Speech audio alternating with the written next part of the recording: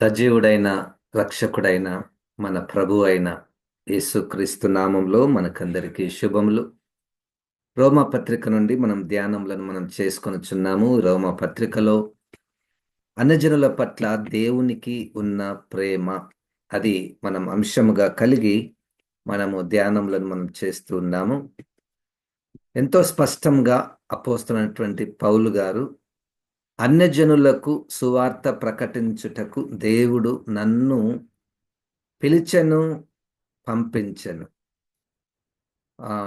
ఆయన పంపబడినప్పుడు, ఆయన సువార్త ప్రకటిస్తున్నప్పుడు దేవుడు అన్యజనులను ఏ విధముగా ప్రేమించాడో అనేక రీతులుగా వివరించడము జరిగినది. ఇప్పుడు మనం ధ్యానిస్తున్నటువంటి ఈ మాటలు మనకు, అనగా యూదేతరులకు, యూదులు కానటువంటి అన్యులకు ఇది ఎంతో దగ్గరగా ఉన్నటువంటి విషయము. మనము గుర్తించి ప్రభు యొక్క ప్రేమను మనము గుర్తించుకొని ఆయనను స్తుతించుట ఉద్దేశము అయి ఉన్నది. మనం ఒకప్పుడు దేవునికి ఎంత దూరంగా ఉన్నాము, వ్యతిరేకంగా ఉన్నాము, విరోధంగా ఉన్నాము, మరణమునకు, ఉగ్రతకు, నరకానికి పాత్రులమైనటువంటి మనలను దేవుడు ఏ విధముగా తన కృప, కనికరము, దయ చూపించాడో ఈ మాటలలో మనం గుర్తు చేసుకొని దేవుని స్తుతించాలి అనేటువంటిది ఒక ఉద్దేశము. రెండవది, ఇంకా రక్షణ లేకపోతే అన్యజనులారా, దేవుడు మిమ్ములను ఏ విధంగా ప్రేమించుచున్నాడో ఒక్కసారి మీరు చూడండి. రోమా పత్రికలో 9వ అధ్యాయములో 13వ వచనం నుండి నేను చదువుతున్నాను. రోమా పత్రిక 9వ అధ్యాయము 13వ వాక్యము నుండి. ఇందును గూర్చి నేను యాకోబును ప్రేమించితిని, ఏశావును ద్వేషించితిని అని వ్రాయబడి ఉన్నది. కాబట్టి ఏమందుము, దేవుని యందు అన్యాయము కలదా? అట్లనరాదు. అందుకు మోషేతో ఇలాగు చెప్పుచున్నాడు, ఎవనిని కరుణింతునో వానిని కరుణింతును, ఎవని ఎడల జాలి చూపుదునో వాని ఎడల జాలి చూపుదును. కాగా పొందగోరు వాని వలననైనను, ప్రయాసపడు వాని వలననైనను కాదు గాని కరుణించు దేవుని వలననే అగును. మరియు లేఖనము ఫరోతో ఈలాగు చెప్పెను, నేను నీయందు నా బలము చూపుటకును, నా నామము భూలోకమందంతటా ప్రచురమగుటకును అందు నిమిత్తమే నిన్ను నియమించి తిని. కావున ఆయన ఎవనిని కరుణింపగోరునో వానిని కరుణించును, ఎవనిని కఠినపరచగోరునో వానిని కఠినపరచును. ఈ 9వ అధ్యాయం అంతా కూడా మనం గమనిస్తే, మొట్టమొదటగా ప్రారంభంలో ఇశ్రాయేలును గురించి పౌలు గారికి ఉన్నటువంటి భారం, ఇశ్రాయేలీలు దేవుని యొక్క ధర్మశాస్త్ర సారాన్ని అర్థం చేసుకోవాలని, ఇశ్రాయేలీలు దేవుని యొక్క వాగ్దానాలను వారు అర్థం చేసుకోవాలని, వారు రక్షింపబడాలని ఆయన సువార్త చెప్తూ, ఇదిగో మీరు దేవుని యొక్క వాగ్దానాలను సరిగ్గా అర్థం చేసుకోలేదు, కాబట్టి దేవుడు ఆ యొక్క కృప, కనికరము అన్యజనుల వైపుకు త్రిప్పబడుతుంది. బైబిల్లో ఒక సూత్రాన్ని మనం గమనించాలండి. బైబిల్లో ఒక సూత్రం ఏంటంటే, పర్టికులర్ టు జనరల్.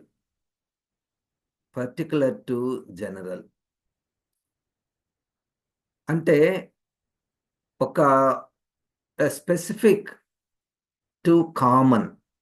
దేవుడు తన యొక్క ప్రత్యక్షతలు ఎట్లా ఉంటాయంటే, మొట్టమొదటగా ఒక గుంపుని ఎన్నుకున్నాడు. అంటే ఇశ్రాయేలులను, ఈ ప్రపంచంలో మొట్టమొదటిగా ఇశ్రాయేలును ఎన్నుకొని అక్కడి నుండి తన యొక్క ప్రత్యక్షత విస్తరిస్తూ ఉన్నది. అండ్ ఫిజికల్ టు స్పిరిచువల్ అంటే మొట్టమొదటిగా శరీర సంబంధమైనది ప్రారంభించబడింది. అందుకనే పాత నిబంధనలో ప్రజల యొక్క భక్తి, లేకపోతే దేవుని యొక్క ప్రత్యక్షతలు, అవి ఫిజికల్గా ఉన్నాయి. తర్వాత దాని యొక్క అంతము అవి ఆత్మీయంగా ఉంటాయి. ఇది బైబిల్ మొత్తంలో ఒక సూత్రాన్ని మనము గుర్తించాలి. మనకొక ప్రశ్న రావచ్చు. ఎందుకు దేవుడు ఇశ్రాయేలుని ఎన్నుకున్నాడు? వారికే వాగ్దానాలిచ్చాడు. వారికే ధర్మశాస్త్రాన్నిచ్చాడు. వారికే ప్రవక్తలనిచ్చాడు. వారికే ఆ మొదటి వచనాల్లో మనం చూస్తాం. మరి ఎందుకు అందరికివ్వలేదు? అది దేవుడు ఎన్నుకున్నటువంటి ఒక పద్ధతి. అందుకని దేవుని యొక్క చిత్తమును, దేవుని యొక్క ప్రణాళికలను, దేవుని యొక్క సంకల్పమును ఎవరు గ్రహించగలరు? ఎవరు గ్రహించగలరు? కనుక ఆయన ఏమి చేసినా అది దేవుని న్యాయ క్రమములో అది కరెక్ట్‌గా సరిపోయినటువంటిది. మన న్యాయ క్రమంలో మనకనేక ప్రశ్నలొస్తాయి. తప్పు అని కూడా అర్థమొస్తది. దేవుడు ఈ సిస్టమ్‌ని పెట్టాడు. ఈ ప్రణాళికను రచించాడు. ఇది తప్పు అని మనకొస్తుంది. ఎందుకు తప్పనిపిస్తదంటే, ఎందుకు సందేహం వస్తుందంటే, మన న్యాయ వ్యవస్థ వేరే, దేవుని యొక్క నీతి న్యాయములు వేరే కాబట్టి. అయితే ఇక్కడ దేవుడు ఎంత స్పష్టంగా చెప్తున్నాడంటే, ఫరోను నేను నా నామ ఘనత కొరకు ఆయనను నేను ఎన్నుకున్నాను. ఆయన యొక్క హృదయాన్ని నేను కఠినపరిచాను. అట్లే కోరేషు యొక్క హృదయానికి మంచి మనసునిచ్చాను. దర్యావేషుకి మంచి మనసునిచ్చాను. అన్యజనులకు తను తాను ప్రత్యక్షపరుచుకున్నాడు. అంటే ఆయన ఎవరిని కనికరించునో వారిని కనికరించును. ఎవరిని కఠినపరచగోరునో వారిని కఠినపరచును. గనుక ఇక్కడ ప్రయాసపడు వారిలో ఏమీ లేదు. పొందగోరు వాని వలననైనను ప్రయాసపడు వాని వలనైనను కాదు గాని కరుణించు దేవుని వలననే అగును. మొత్తానికి 9వ అధ్యాయంలో మనము ముందుకు వెళ్తూ ఉంటే అన్యజనులను దేవుడు కరుణించాడు. ఎందుకు? వాళ్ళేమన్నా ప్రయాసపడ్డారా? లేకపోతే ఏదైనా మంచి నీతిగా జీవించారా? లేతే వాళ్ళలో ఏదైనా ప్రత్యేకత ఉందా? లేదు. దేవుడి యొక్క రక్షణ, దేవుని యొక్క నీతి ఎవరి మీద ఉంటుందంటే అది ఆయన చిత్తము, ఆయన ఇష్టము. ఆయన నిత్య ప్రణాళికలు నెరవేర్చడానికి ఆయన ఎవరి మీద కనికరం చూపుతాడో వారి మీద కనికరం చూపుతాడు. దేవునికి స్తోత్రం. హల్లెలూయా! తర్వాత మనము తర్వాత వచనాల్లో చూస్తే 19వ వచనంలో చూడండి. అట్లయితే ఆయన చిత్తమును ఎదిరించిన వాడెవడు? ఆయన ఇకను నేరము మోపనేలా అని నీవు నాతో చెప్పుదువు. అవును గాని ఓ మనుష్యుడా, దేవునికి ఎదురు చెప్పుటకు నీవెవడవు? నన్నెందుకు ఇలాగు చేసితివని రూపింపబడినది రూపించిన వానితో చెప్పునా? నన్నెందుకు ఇలాగు చేసితివి? ఒక ముద్దలో నుండి ఒక ఘటము ఘనతకును ఒకటి ఘనహీనతకును చేయుటకు మంటి మీద కుమ్మరి వానికి అధికారము లేదా?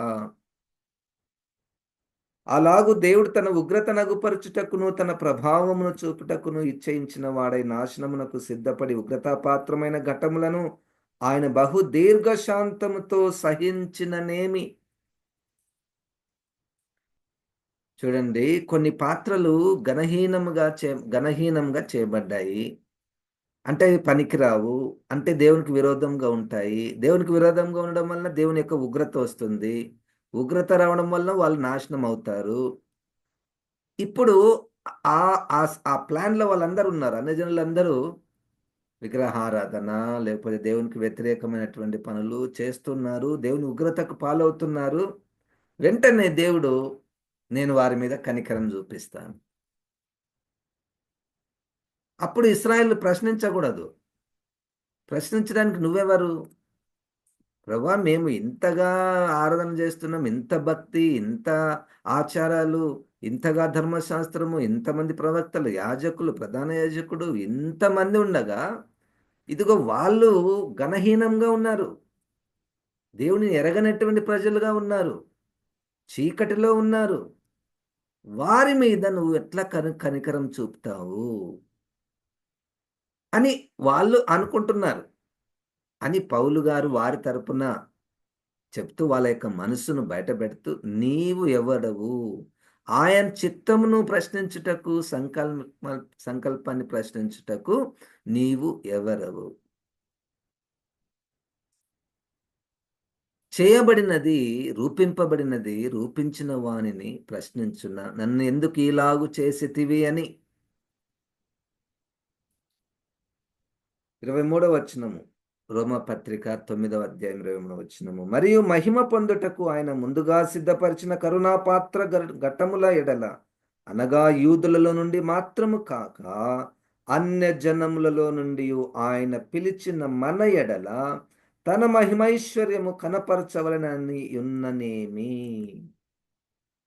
ఈ 23వ వచనంలో చూడండి.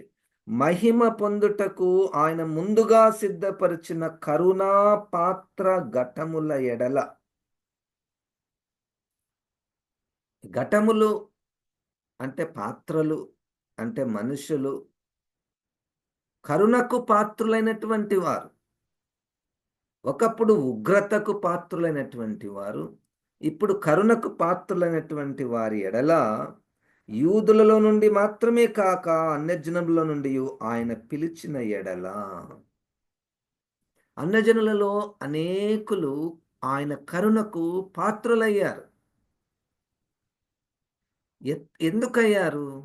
వాళ్ళు ఏమన్నా ప్రయాసపడ్డారా? లేతే ఈ అన్యజనులందరిలో వీళ్ళైతే చాలా బాగున్నారు అని వీళ్ళను పిలిచాడా? వాళ్ళ మీద కనికరం చూపించాడా? కానే కాదు. అది ఆయన నిత్య ప్రణాళికలో ఎవరెవరిని ఆయన కరుణ చూపించాలనుకున్నాడో వారి మీద ఆయన కరుణ చూపించి తన మహిమైశ్వర్యము కనపరచవలనని. చూడండి, అన్యజనులకు తానే తన మహిమ ఐశ్వర్యము కనపరచవలనని. ఇంతకుముందే చెప్పాను, మహిమ అనగా మనకు వెంటనే ఆ అక్షరార్థము ఏంటంటే వెలుగు. చాలా ఆకర్షణీయమైనటువంటి వెలుగు మహిమ. కానీ ఆ మహిమలో నీతి అన్నటువంటిది ఒకటుంది. దేవుడు అనుగ్రహించు మహిమను పొందలేకపోతున్నారంటే దేవుడు ఉచితంగా అనుగ్రహించు నీతిని పొందలేకపోతున్నారు. దేవుని నీతి అనగా దేవుని యొక్క సంకల్పం. ఆ సంకల్పంలో దేవుని యొక్క ప్రేమ, ఆయన నీతి, ఆయన మహిమ అన్యజనులకు ఆయన ప్రత్యక్షపరచాడు. అన్యజనులు ఎవరు? మనమే. చూడండి, మనము రక్షించబడ్డాము అంటే మనం ఏమి ప్రయాస పడలేదు అన్న సత్యాన్ని గుర్తించాలి ఈరోజు. అది మొదటి పాఠం. మనం ఏదో ప్రయాస పడినందుకు దేవుడు మన మీద కనికరం చూపించాడు. మనం ఏదో పనులు చేసినందుకు దేవుడు మా మీద కనికరం చూపించాడు, తన నీతిని మనకు అనుగ్రహించాడు అన్నటువంటిది లేదు. అది మనకు స్పష్టంగా ఎఫెసీ 2:8-9 వచనాలలో. ఇది క్రియల మూలమున జరిగినటువంటి కార్యము కాదు. ఇది కేవలము దేవుని కృప వలన విశ్వాసము ద్వారా జరిగినటువంటిది. 3వ అధ్యాయం రోమ పత్రికలో ఉచితముగా క్రీస్తు యేసునందు విశ్వాసం ఉంచినటువంటి వారికి ఆయన ఉచితముగా నీతిని ఆపాదించుచున్నాడు. కనుక ఈరోజు రక్షించబడినటువంటి అన్యజనులముగా మనం రక్షించబడ్డామంటే ఆయన మనం ప్రయాస పడలేదు అన్నటువంటిది మొదటిది గుర్తించాలి. రెండవది మనము రెండో పాఠం ఏమిటంటే, మొట్టమొదటగా వీరే నా ప్రజలు, వీరే నా గుంపు, వీరే నా జనులు అని ఎవరిని గురించి అయితే చెప్పాడో, ఆ ఇశ్రాయేలు గురించి చెప్పాడో, ఇప్పుడు వారిని ఆ సమయానికి వారిని వదిలి మన దగ్గరికి వచ్చుట. దాన్ని ఇంకా స్పష్టంగా మనం కింది వచనాల్లో చూస్తే 25వ వచనంలో, ఆ ప్రకారము నా ప్రజలు కాని వారికి నా ప్రజలనియు, ప్రియురాలు కాని దానికి ప్రియురాలనియు పేరు పెట్టుదును. ఇప్పుడు మన ఇంట్లో మన పిల్లలు ఉంటారు. ఇప్పుడు మన పిల్లలను కానటువంటి వారు, తల్లిదండ్రులు లేనటువంటి వారు అనగా దేవుడు లేనటువంటి వారు, వారి దగ్గరికి వెళ్ళి మీరు కూడా నా పిల్లలే, మీరు కూడా నా పిల్లలే. ప్రియురాలు ఉంది, భార్య ఉంది. భర్త లేనటువంటి ఆమె దగ్గరికి వెళ్ళి నీవు కూడా నా ప్రియురాలవే. ఇప్పుడు ఒక్కటే కుటుంబం. ఇదెట్లా జరిగింది? ఇది యేసుక్రీస్తు శిలువ మరణము ద్వారా యూదులకు, అన్యజనులకు మధ్య ఉన్నటువంటి గోడ పడగొట్టబడింది. దేవునికి స్తోత్రం. హల్లెలూయా! హల్లెలూయా! దేవునికి స్తోత్రం. అప్పటి వరకు ఈ అన్యజనులకు దేవుడు లేకపోయా, ధర్మశాస్త్రం లేకపోయా, ప్రవక్తలు లేకపోయిరి, వాగ్దానం లేకపోయిరి. వెంటనే ఒక్కసారిగా దేవుని యొక్క కరుణ మన మీద కుమ్మరించబడినప్పుడు మనలను ఆ కుటుంబముతో కలిపినటువంటి ప్రేమ. అన్యజనుల పట్ల దేవునికి ఉన్నటువంటి ప్రేమ ఇది. ఇక్కడ ఈ పాఠము మనము నేర్చుకుంటున్నామండి. మొట్టమొదటగా అన్యజనులం ఒకప్పుడు మనం అన్యజనులుగా ఉన్నాము. మనం ఏ పని కూడా చేయలేదు ఆయన ప్రేమకు, ఆయన కరుణకు పాత్రులుగా అవ్వడానికి. అది ఆయనకు ఇష్టమై ఉన్నది. అది ఆయన చిత్తము అయ్యున్నది. నంబర్ 1. నంబర్ 2, ఉచితముగా. వాళ్ళైతే ఎంత ప్రయాసపడాలో నీతిమంతులుగా ఉండాలంటే. ఎన్ని ఆచారాలు, ఎన్ని సంప్రదాయాలు, ఎన్ని పండగలు, ఎన్ని అర్పణలు, ఎన్ని ఆజ్ఞలు కదండీ! కానీ ఇప్పుడు ఉచితముగా, ఉచితముగా నీతి అన్యజనులకు. నంబర్ 2. మూడవది, నా జనులు కాని వారికి, నా ప్రజలు కాని వారికి, నా జనులు వీళ్ళు అని పేరు పెట్టడం.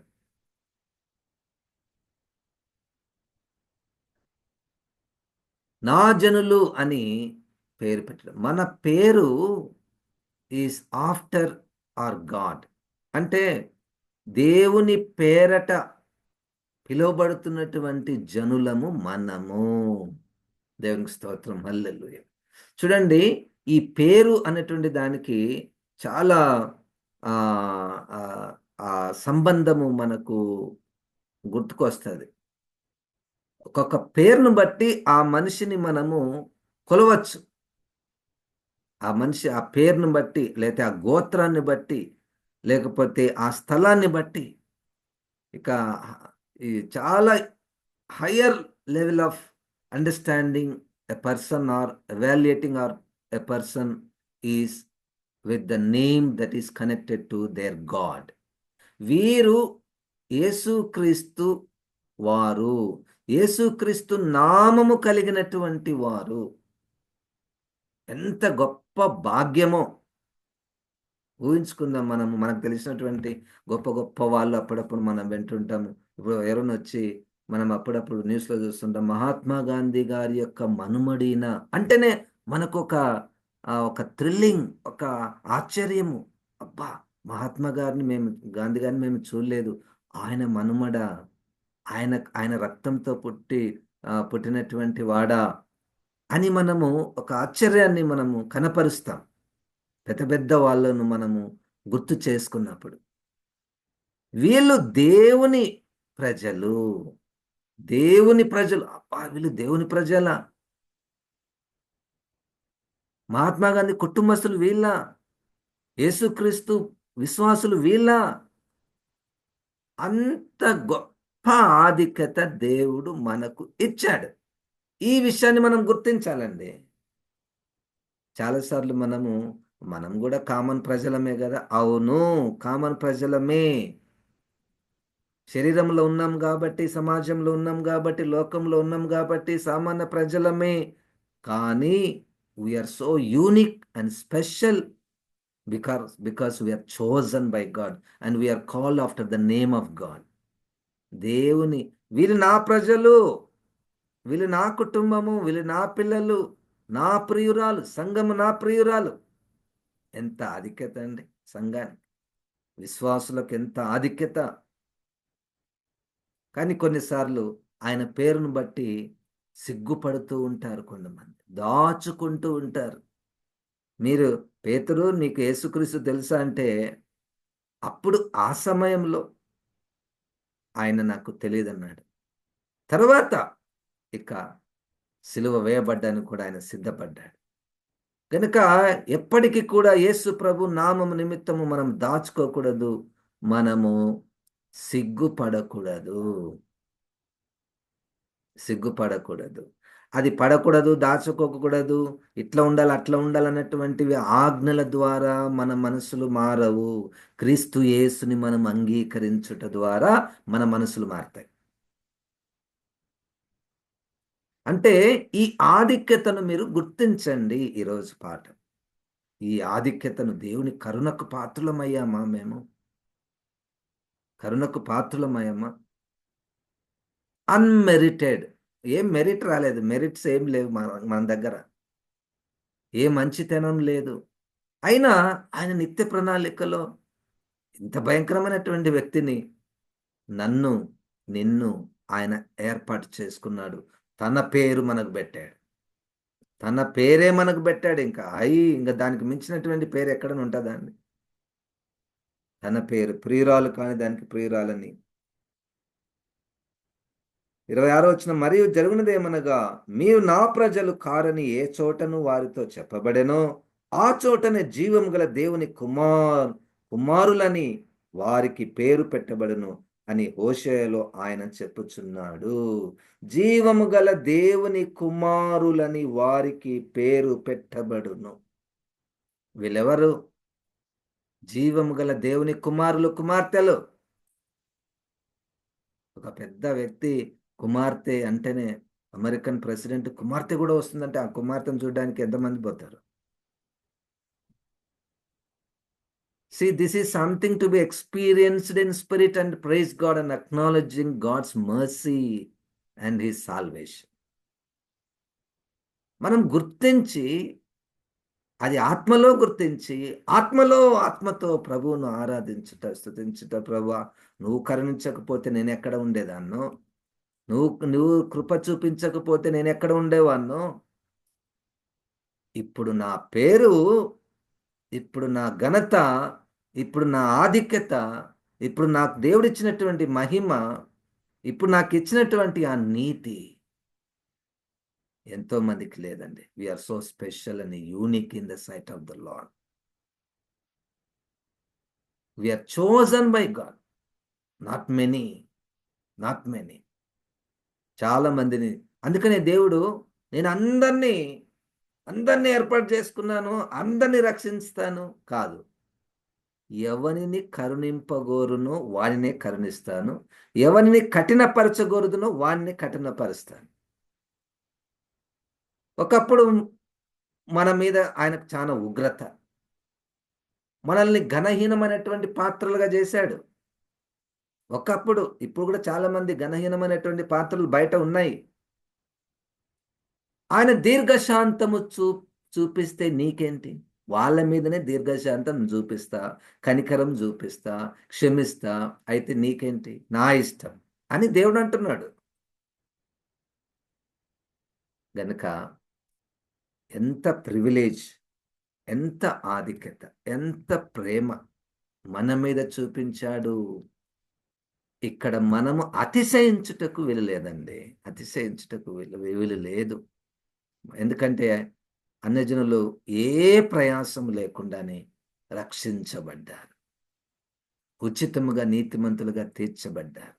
ఉచితంగా దేవుని యొక్క వాగ్దానాలకు పాత్రులయ్యారు. ఉచితంగా దేవుని యొక్క ప్రవక్తలను పొందుకున్నారు. We are so special and unique and privileged to be chosen by God. దేవుడు మనల్ని ఎన్నుకున్నాడంటే ఎంత ఆధిక్యత. కనుక దేవుని యొక్క అన్యజనుల పట్ల దేవునికి ఉన్నటువంటి ప్రేమను మనం గుర్తు చేసుకొని దేవునికి ఎల్లప్పుడూ కృతజ్ఞత హృదయం కలిగి ఉండాలి. అది పాయింట్. కృతజ్ఞతలు చెల్లించాలి రెండవది, సెకండరీ. కృతజ్ఞతలు చెల్లించనంటే పాటలు పాడండి, దేవానికి వందనాలు,